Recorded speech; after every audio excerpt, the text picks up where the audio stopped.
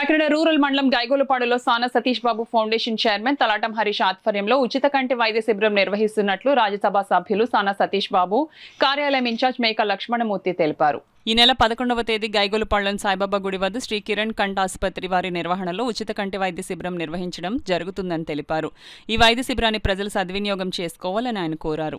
రేపు ఉదయం 8 గంటలకి గైగోలుపాడు ప్రాంతానికి వచ్చి మా ఈ కార్యక్రమాన్ని జయప్రదం చేస్తారని మరీ కోరి ప్రార్థిస్తూ మీరందరూ కూడా వచ్చి ఈ కార్యక్రమానికి వచ్చిన ప్రతి ఒక్కరికి కూడా కిరణ్ కంటి ఆసుపత్రి వారి ఆధ్వర్యంలో మా ఫౌండేషన్ తరపు నుంచి మేము అన్నీ కూడా సకల ఏర్పాట్లు నిర్వహించడం జరుగుతుంది.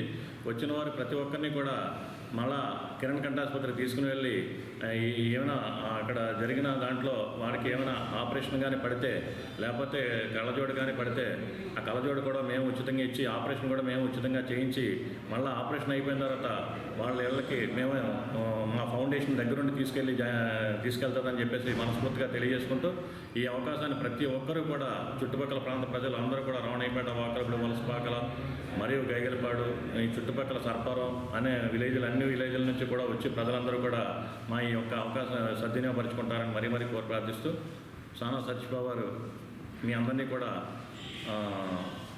దీంట్లో పార్టిసిపేట్ చేయవలసిందిగా కోరి మరీ ప్రార్థిస్తున్నారు. Thank you.